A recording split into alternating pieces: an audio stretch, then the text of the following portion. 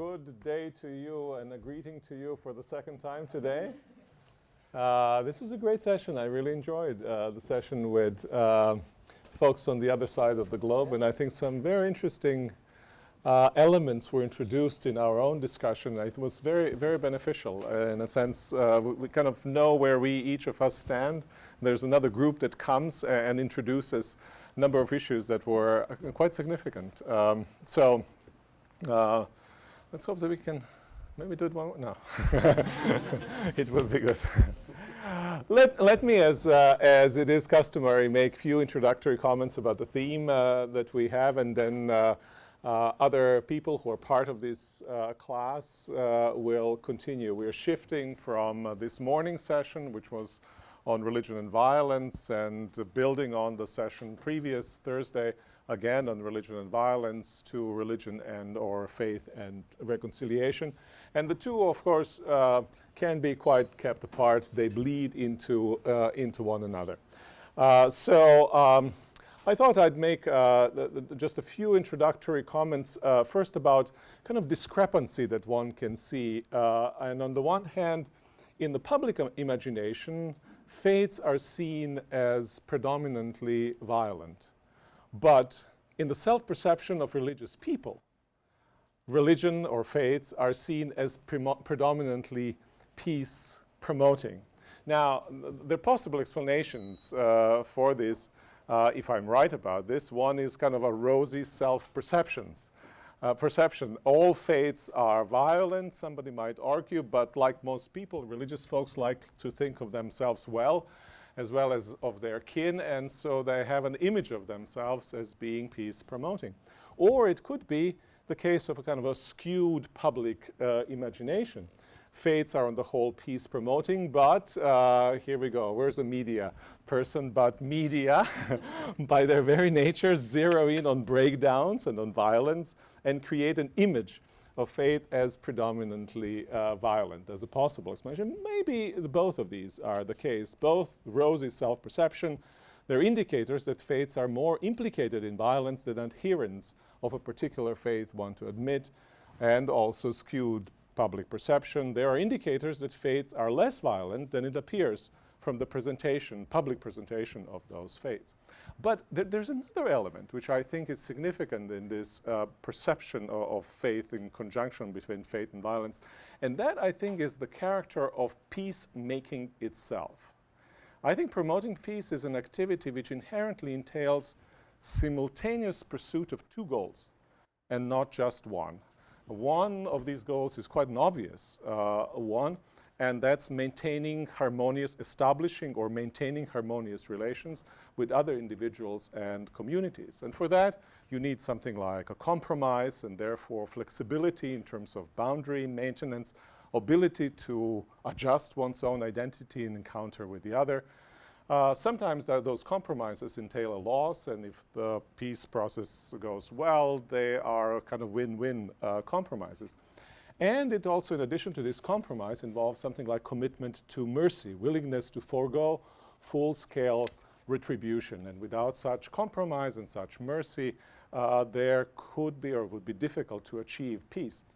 When I talk about these issues, sometimes I tell a story which I am told is rabbinic, and when I tell that story as rabbinic, there's a bit of a debate that ensues whether it is rabbinic or not. I got it from Philadelphia Inquirer on a very and so simply, you're right, exactly. In Philadelphia Inquirer, there was a story about the rabbi's rabbinic story, right, which said that when God was creating the world, the all-knowing one saw what human beings with kinds of propensities that they have will do to one another, and then the all-just one decided if they were to do that, I will have to punish them. And if I punish them, they will lose their life, I will destroy them. And so the all-merciful one decided to forgive the world before he could create it, right? So that in a sense, a forgiveness in this account goes into the very structure of the possibility of there being something like harmonious existence at all, certainly harmonious one. So these are kind of elements of Read the Philadelphia Inquirer. I don't know. So highbrow. amazing things you can find there, and I think it's a very profound rabbinic story, but the significance of mercy, significance of forgiveness for interpersonal relations, indeed for social well-being, social existence itself. But in peacemaking, these are kind of two obvious things in terms of peacemaking, but there's some less obvious goals of peacemaking, and that is, I think, maintaining integrity of a self and of a community. Protection of boundaries of a self or a community, precisely when they're understood as flexible,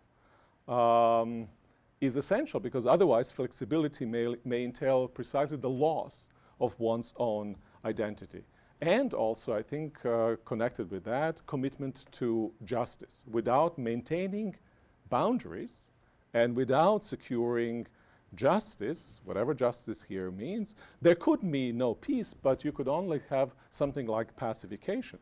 And it's precisely because it's an essential element of a peace-building process to have concern for integrity of communities and for justice that sometimes faiths, precisely when they promote peace, may also appear, indeed have to act in a way that pushes back, and they appear then as being possibly violent. I think it's essential to promote both of these harmonious relationships as well as concern for integrity of self and community. And these two goals are in tension with one another and often give different perceptions depending on what you think is just and what you think is appropriate boundary. Now, let me mention just in a few words elements of peacemaking that religions can contribute, faiths can contribute, and these come from our discussions that we have had here in sections, and they come also from the readings that we have had. One element that we have mentioned is the character, or one aspect that needs to be mentioned is the character of faith itself. Last week I talked about the relationship between thick faith versus thin faith. Professor Blair has earlier spoken about lived faith or spirituality as distinct from faith as a mere cultural resource. And you've seen in a number of our readings that we've had, whether that's Serbia, whether that's Sri Lanka, and now in the case of Ireland, that some such distinction can be, I think, usefully made. Also in our readings, we've encountered a distinction between people of faith as agents and religious institutions and how they act. And that may be an important thing to keep in mind, and differences of sensibilities of these two sets of actors. And that may be really important for us to think about, because in modernity, under the conditions of modernity and within the context of globalization, there is happening clearly a secularization in the first and original sense of that term, namely differentiation of spheres, so that religion gets to be decoupled from spheres of economy, spheres of government, other also spheres. But that creates a possibility, I think, of religions being engaged without necessarily feeding into kind of stable national identities and promoting violence instead of promoting peace. So under context of globalization, under context of modernity, I think peace promoting character of faiths can be, I think, better engaged in. Then let me just say a few words about the forms of engagement. And basically what we saw in the readings was a kind of transformation of attitudes and sensibilities on the part of the faiths as preparing the ground for peacemaking. Shaping, you can put it this way, faiths contribute to shaping of a peaceable self, a peaceable individual who wants to engage in peace. How do they do that? Well, here are some random things. Faith may be able to do that by the fact that they don't define a self primarily by ethnic and national belonging, but rather define the self primarily by broader belonging, transcending particular loyalties of a group. And if the self is completely immersed into a group that is in conflict, then of course self always has an individual has no ability to distance himself from those conflicting situations and engage in peace. making. Second, humanizing the enemy.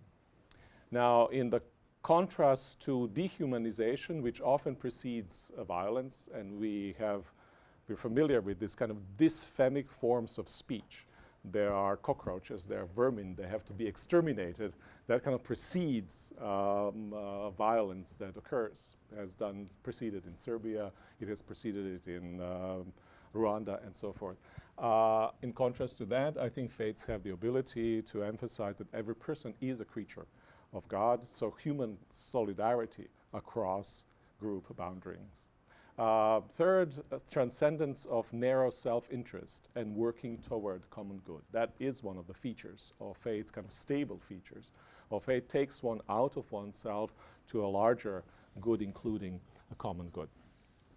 Some faiths, at least, making possible recognition of error and wrongdoing without immediate fear of legal persecution. Something like what faiths call repentance. I can distance myself from what I have done, and there's a space within the faith which isn't in some other spheres of life for something like that to happen. That opens a possibility, I think, for reconciliation. Emphasizing generosity, beneficence, forgiveness, compassion, mercy, compassion, Buddhism, mercy in Islam, and so forth.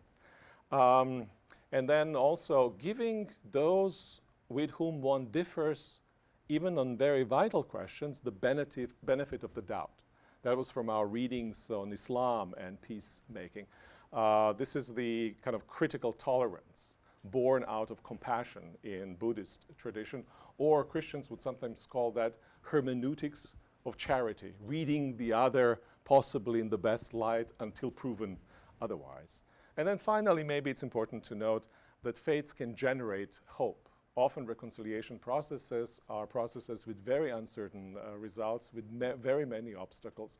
And in order to embark upon this uncertain journey, one has to be carried by kind of a robust, strong hope that reconciliation indeed is possible, and that often religious faiths are able to provide. And so if you have these kind of social agents that are shaped by faith traditions, a critical mass can emerge, and that can prepare a road for reconciliation process. I think I will end here and pass on the baton to Professor Blair.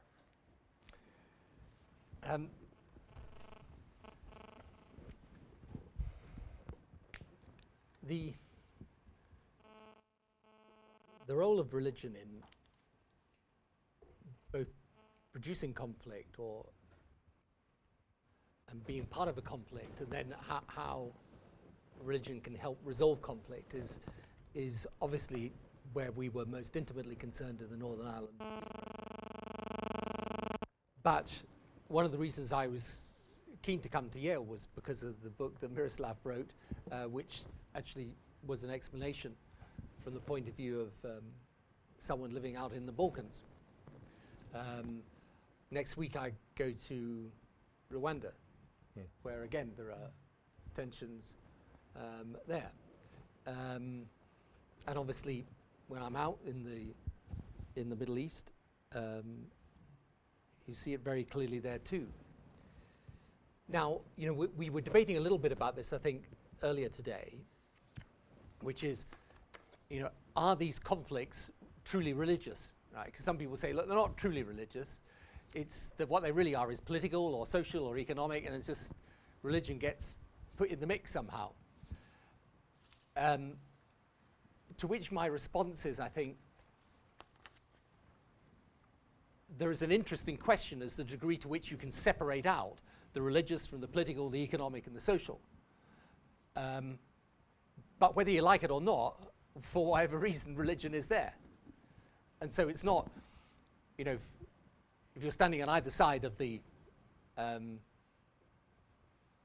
divide in Jerusalem, and my office is actually literally sort of yards into the Palestinian side, you know, you would only have to take a chair out on the balcony and watch the passing traffic to see two religious cultures going by, not just two groups of people. So for whatever reason it's happened like that, it's happened like that. And exactly the same, of course, was the case in Northern Ireland, where there was a difference intra-faith, not interfaith, but intra-faith, actually within a faith. Now, the two gentlemen here that I am extremely grateful to for having come and here to share their experience with the class are actually people who, in the Northern Ireland peace process, are very well known in their own right.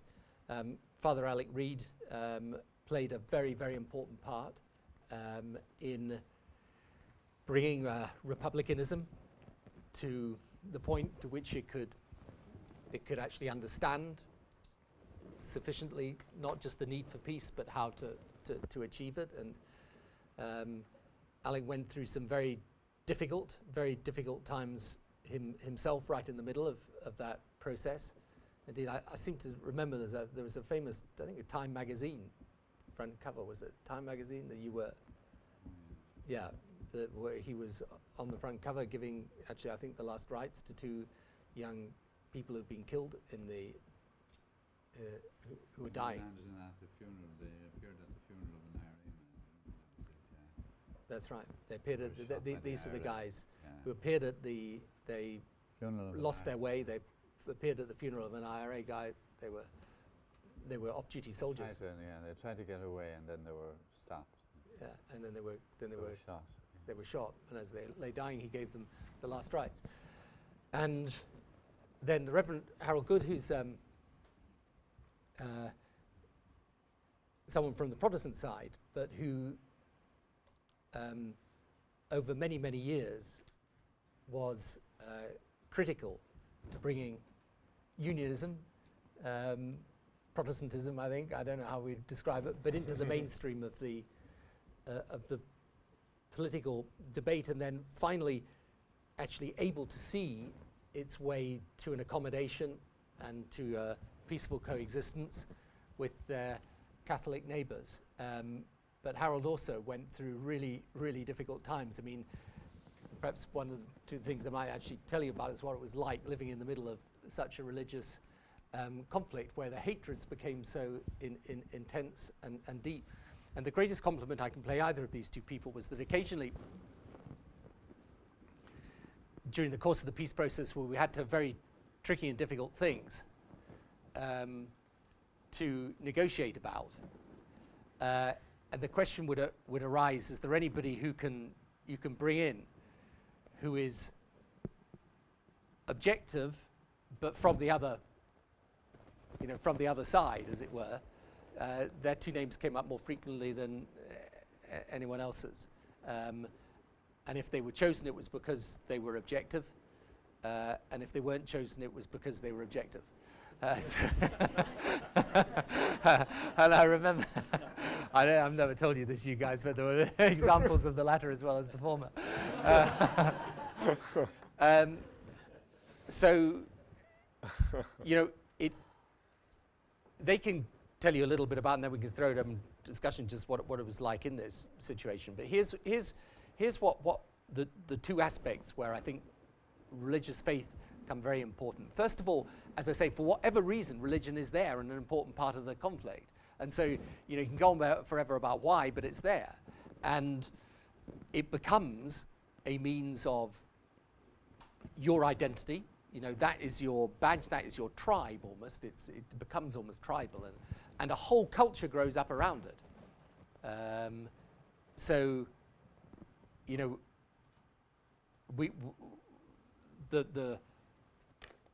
the music, the literature, the way of speaking, the way of thinking is also expressed in that religious divide. So the religion is there, and there very powerfully as a means of identification, and identification in essence in distinction to the other. But the other way that religion is important is that because of that, it's also important as part of the solution.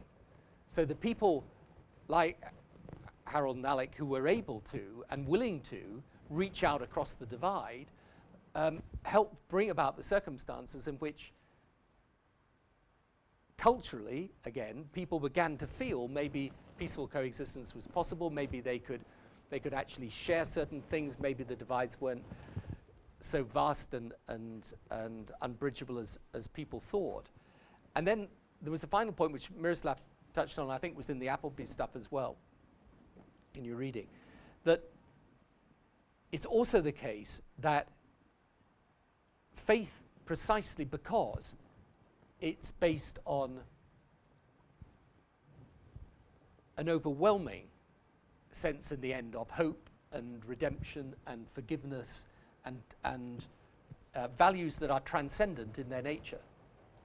Precisely because of that, faith properly expressed and properly followed can show people that what appears impossible is actually possible. So that also was an important aspect, an important role that faith played.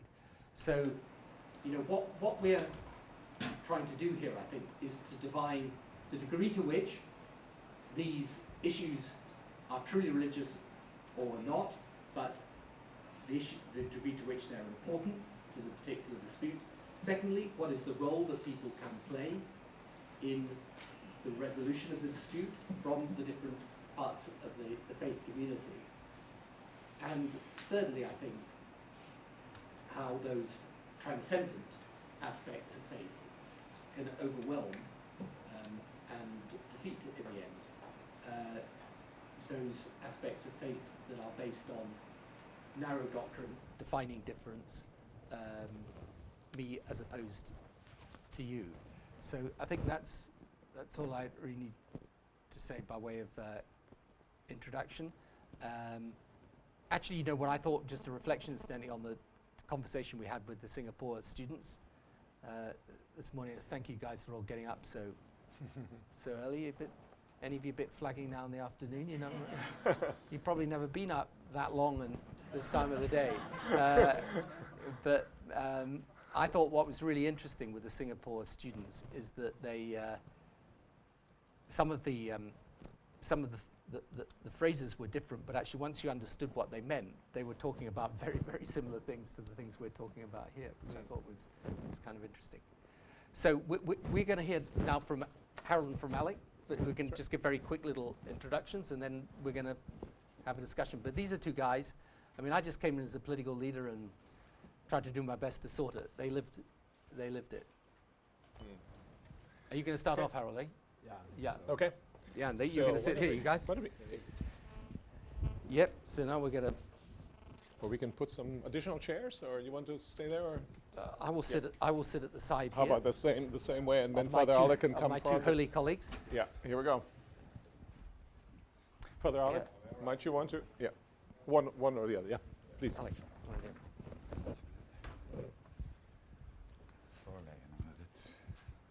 Are you okay? You're not too shaky on here. I'm glad to see Who's doing the a introduction? clock on the back wall there, because both Father Alec and I come from preaching orders. Yeah, Neil, you think I'm hard to deal with. You, yeah. I want you on guard now. I don't want you falling asleep. I want you alert and. Yeah. First, Neil is going to help you, and he doesn't succeed, I will. Right. So, Neil starting the clock, is that it? Can I say, on behalf of both of us, to say thank you very much indeed for this invitation and this opportunity and this privilege to be able to have this connection with Tony Blair is important to us, because it gives me an opportunity to say very publicly to you, and perhaps through you to others, how much indebted we are to him for his intensely personal contribution to our peace process. And the day, literally the days and nights, I don't know what time he had you up this morning, but he wouldn't let the people in Northern Ireland go to bed until they had actually got this Good Friday agreement signed and sealed. And so I do want to say thank you to you indeed for something way beyond the call of any duty of any Prime Minister. The other thing I want to say is that the world has been exceedingly generous to us in Northern Ireland, both in patience and in kind, not least the United States in the way in which it was generous to us, the time it was given by Bill Clinton, and the gift of Senator George Mitchell. All of these were hugely important gifts to us, because not only were they things that we needed, but they were signs and symbols of the goodwill and the eager desire of the rest of the world to see this little island, which is infinitesimal on the globe, sort its problems. And if we have any way of giving anything back in return, it is very simply to share our story. We cannot tell people in other parts of the world how to solve their problems. That would be improper and impertinent. But we can share our story. And people are now coming from different parts of the world to visit us and inviting us to other places to tell our story. Not to say this is a blueprint for everybody everywhere else, but if there are some lessons to be learned out of our situation, then we share our story in that spirit. Some of the things I was going to say have already been touched on, such as is it a religious problem in Northern Ireland, or is it not a religious problem? And of course we've got a good answer, a good Irish answer to that, as we have to every question. Yes and no. It is and it isn't. To understand in what way it is religious or not religious, you need to think of the history, and you've been doing some reading about that, and you know that it's a familiar story of a settler people and an indigenous native people. A settler people who came from Scotland and from England and were therefore largely Protestant, and a native indigenous community who were Roman Catholic. It's a familiar story on this American continent. It's a familiar story in South Africa and in other parts of the world. The Protestant people, having come from what we call the other island of Britain, they wanted to, and would still want to, retain their membership of the United Kingdom. The nationalist native indigenous people would want to have total independence for the island as a whole. So you've got the nationalist native indigenous people who were Roman Catholic, and the settler people who were Protestant, and so you get this immediate confusion between Catholic and Protestant, and they become labels for two different communities of people sharing the one piece of land. And so culture, you could argue that it's more to do with culture than it is to do with creed. You could argue it's more to do with territory than it is with theology. But that doesn't mean we can just wash our hands and say it's not really a religious problem. We can't take any responsibility for it, those of us within the churches. We must. Because even by our identification with the aspirations of both parts of this community, we become part of the problem. And as priests and pastors, we are charged with the responsibility of ministering to those who are part of our culture and part of our community. And inevitably, and because we are born within that, we grow up within it, we're nurtured in it, and therefore we become a part of it. The difficulty with that is that if we allow that identification and these political aspirations to become the dominant things within our lives, then our faith takes a secondary place. And we become unfree to be the reconcilers that I believe we within the Judeo-Christian tradition are called to be.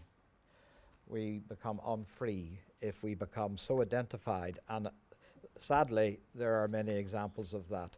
I have somewhere in my files something I picked up when I was studying in the States, and it was something like 10 tests for healthy religion. And they're actually very simple. I was trying to remember them as we were coming over, and it asks very fundamental questions like, does a particular form of religion build trust or fear? Does it build bridges or walls? Does it nurture love or hate? Is it an instrument of healing or of hurt? Does it build up or put down? Is it prophetic or is it silent? Does it get angry at injustice or is it indifferent? And those were just some of the things I remember, the ways of testing whether your faith is actually a constructive, positive part of life and contributor to society. And I would have to say that we wouldn't score very highly on all of those questions. We might score reasonably well on some of them, but taking them as a whole, I think. So the institutions of churches, institutions are difficult, whatever kind of institution, to bring all your constituents with you. And so at the end of the day, a great deal of what we must do to be reconciling, healing people in our society, if we want to put our faith to work, yes, we can look to the institutions for statements and for this and that and the other, but at the end of the day, it is the people of faith who will be the healers in our society. And within our community, I always argue that what has kept us from going over the edge has been a huge network of people who were very committed to making sure this was not going to destroy us, and to take their faith at a very personal level and to try and make that their contribution as distinct from that of the institution. And there are some very remarkable stories about that which I think are important. That leads me to hand over to Alec, because I think one of the nicest tributes that has been paid to you, Alec, was paid by Olivia O'Leary, a BBC journalist, who in a profile on Alec on BBC 4 said, in every war there is a no man's land into which very few people are prepared to go. Alec Reid was one such person. And another image I have is of a stage, the curtains on a stage. When you go to theatre, the curtains are closed, and you wait for the great moment when curtains are pulled back and there the action begins. But for that to happen, there had to be a whole army of people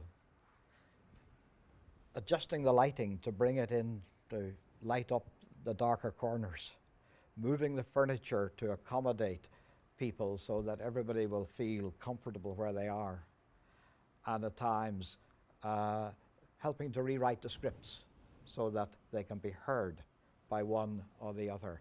And then the curtain is pulled, and you think not of the people who moved the furniture or who adjusted the lights or helped with the scripts. What matters is what you now see and what is to follow. And that, I think, is the kind of role that many, many people have played, and which has been our privilege to be a part of. So Alec, the man who wandered into the no man's land where very few people are prepared to go, your turn.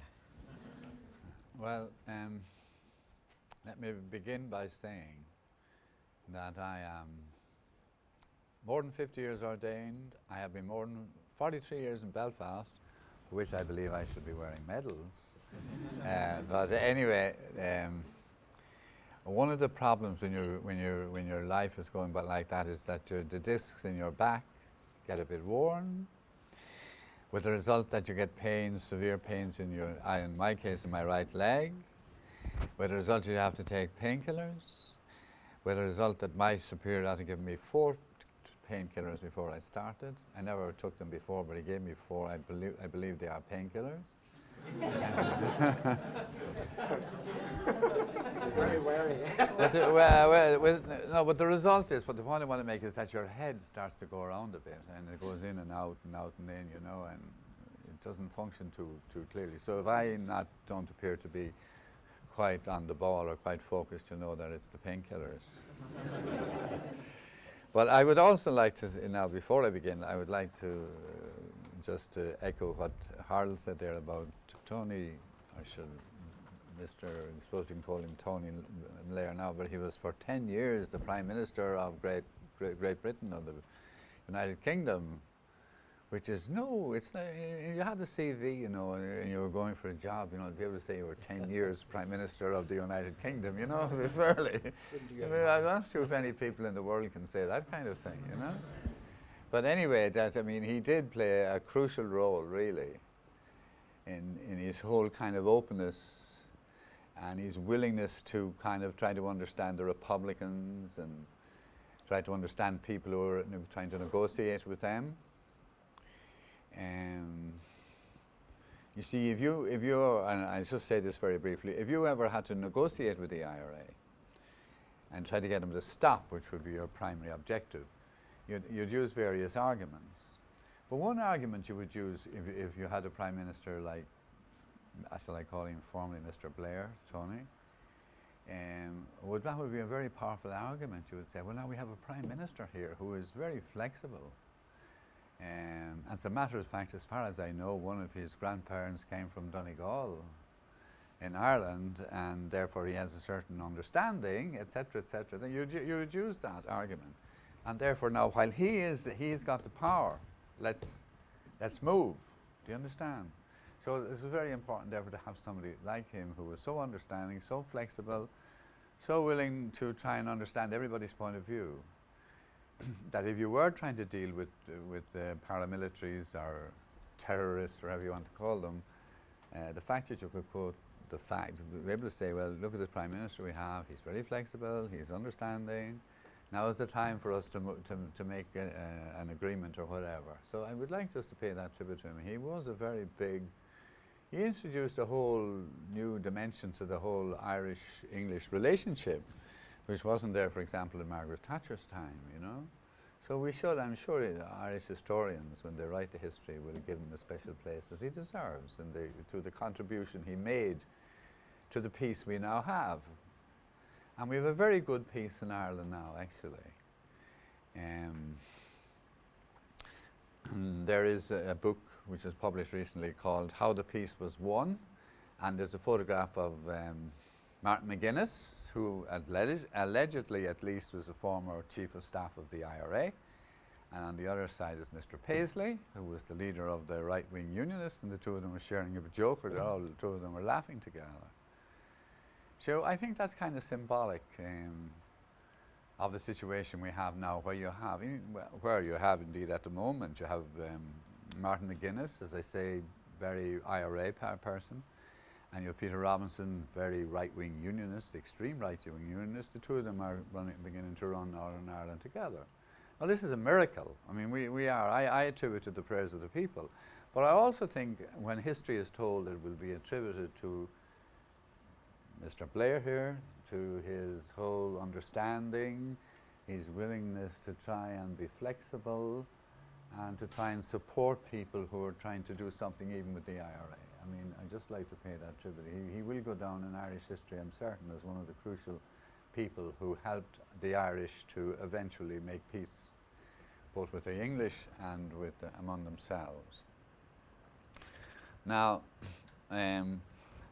very briefly, how I personally got involved. Somebody said to me, say how you got involved. Well, I lived in Clonard Monastery in West Belfast, the Redemptorist Monastery, and in the 70s, and especially that time, we had a practice of going, anytime anybody was killed as a result of the Troubles, we used to go to the funerals. And one night I was at a funeral, and it was, I can remember during the wake. Now, this was of a nationalist man who had been assassinated, if you like to use that word, by loyalists, paramilitaries. And I don't know whether, anyway, we were saying the rosary, as we do at Catholic wakes, and there was this woman, a young woman, who was kind of leaning over the coffin, and she was going through most heartrending queen, as they say in Irish, you know, wailing and wailing. And God, I remember saying to myself, there's something wrong in a country where people have to go to that kind of suffering. I mean, this is real agony she was expressing. So I remember saying, something should be done about this. We shouldn't be living in a country where people have to go through this. And that was kind of the occasion, that was the experience which kind of prompted me to start seeing what could be done about stopping this kind of suffering. Now, if you started to look at that, the first thing you came onto was that in other words, you're trying to prevent people being killed and injured. That's what you're trying to do. And to prevent them, stop them enduring this kind of heartbreak.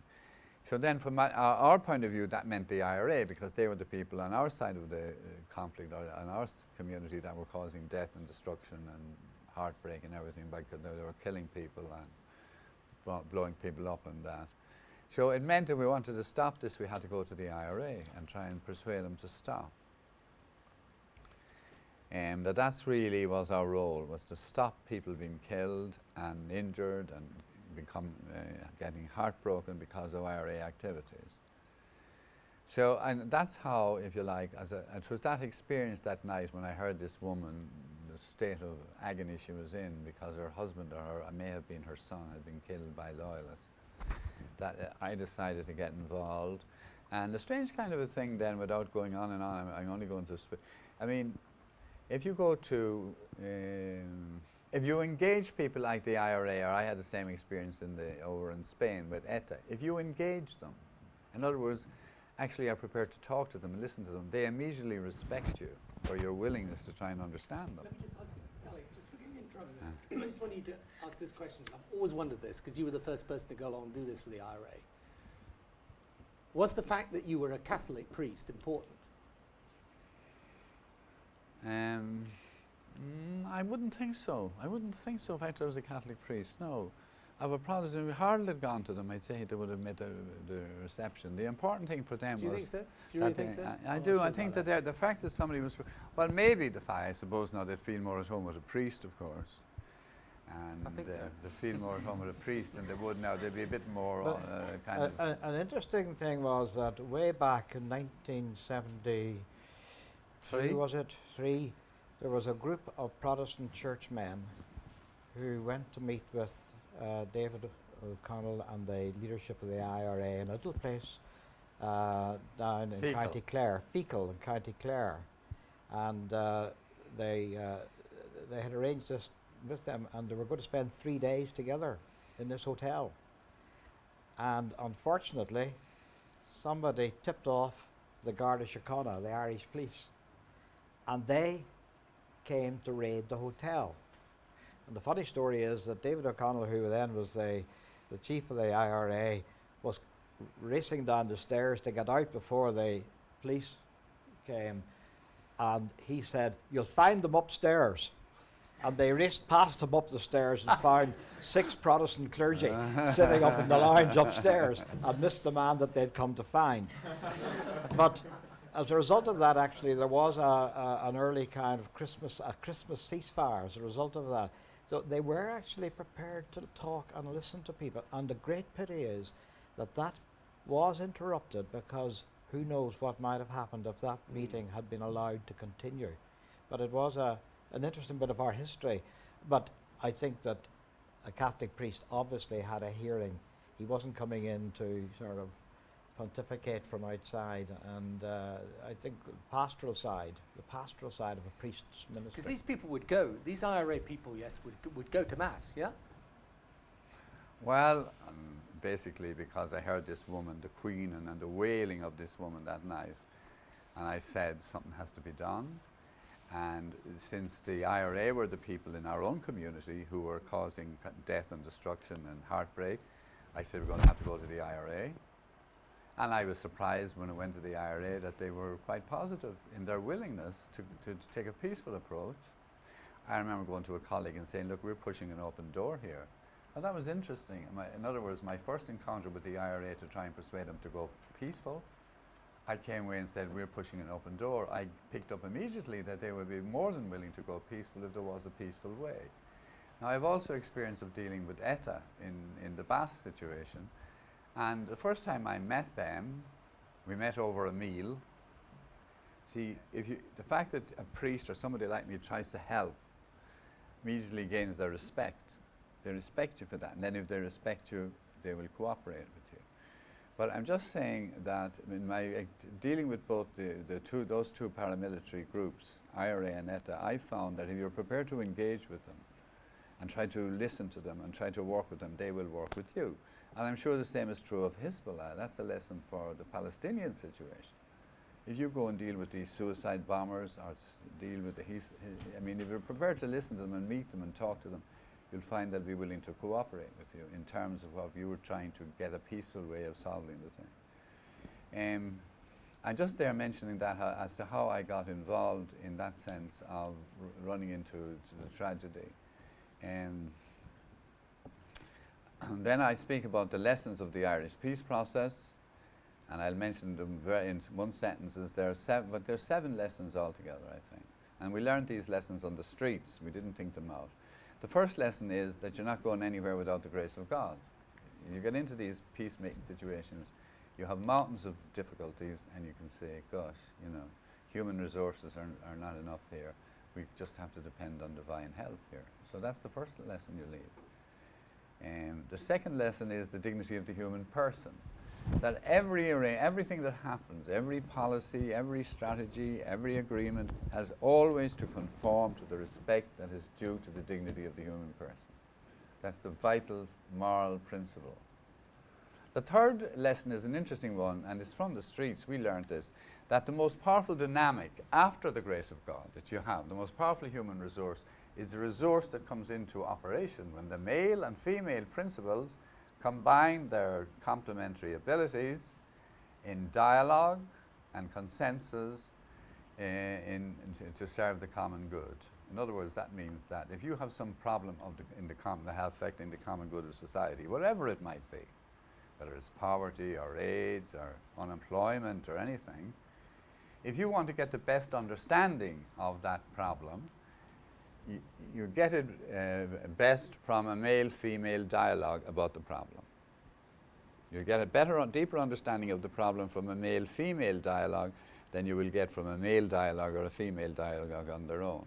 If you want to know how to solve the problem, settle it, if you get a male-female consensus on how to solve this particular problem, that consensus will solve the problem if you put it into if you implement it. Okay, so I